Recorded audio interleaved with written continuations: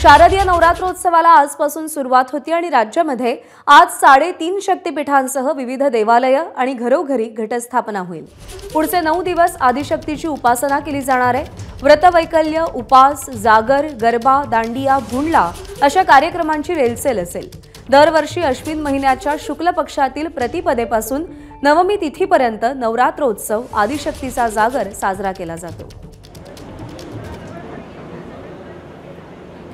महाराष्ट्रातल्या 3.5 शक्तिपीठांची ही दृश्य आपण पाहतोय। करवीर निवासिनी अंबाबाई, तुळजापूरची तुळजाभवानी, माहूरची रेणुका देवी आणि सप्तशृंग गडावर वणीची सप्तशृंगी देवी या 3.5 शक्तिपीठांचा आज जागर होईल, गोंधळ होईल।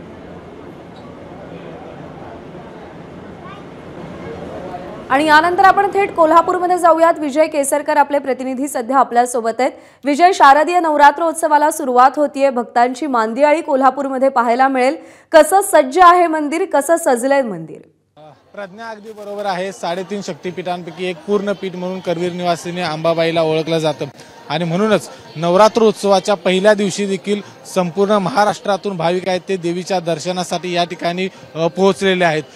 4 मार्गावरून या ठिकाणी 4 जे द्वार आहेत या द्वारामधून देवीचे भक्त आहेत ते दर्शनासाठी येत असतात आणि दर्शनात हे अतिशय व्यवस्थित देवीचं घेता यावं याच्यासाठी पश्चिम महाराष्ट्र देवस्थान समितीने योग्य नियोजन लावलेलं आहे। ज्यावेळी भाविक मंदिरामध्ये येईल त्यावेळी आतमध्ये रांगेतून आल्यानंतर देवीचं दर्शन घेऊन तो दक्षिण द्वारामधून बाहेर पडेल अशा पद्धतीची व्यवस्था केलेली आहे।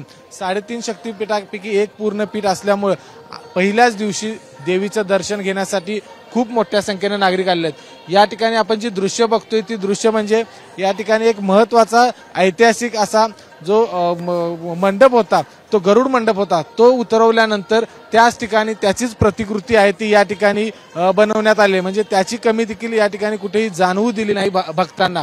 खरं तर कोल्हापूरच नाही, महाराष्ट्र नाही तर संपूर्ण देशभरातून भाविक या ठिकाणी देवीचं दर्शन घेण्यासाठी येत असतात। पुढचे 9 दिवस असाच भक्तीचा जागर आहे तो या ठिकाणी पाहायला मिळणार आहे। देवीची वेगवेगळ्या रूपातली जी पूजा बांधली जाते पुढचे 9 दिवस ते रूप पाहण्यासाठी भाविक या ठिकाणी येत असतात। पहिल्या दिवशी साधारण आपण बघितलं तर सकाळच्या सत्रामध्ये कोल्हापुरातील स्थानिक नागरिक असतील त्याचबरोबर बाहेरचे जे नागरिक असतील ते येत असतात आणि पुढचे 9 दिवस अशाच पद्धतीने वेगवेगळ्या रूपातील देवीची पूजा पाहण्यासाठी भाविक कोल्हापूरमध्ये दाखल होत असतात। करवीर निवासिनी अंबाबाईच्या या संपूर्ण परिसरामध्ये दाखल होत असतात। प्रज्ञा, विजय, धन्यवाद दिलेल्या सगळ्या सविस्तर माहितीसाठी। एबीपी माझा, उघडा डोळे बघा नीट।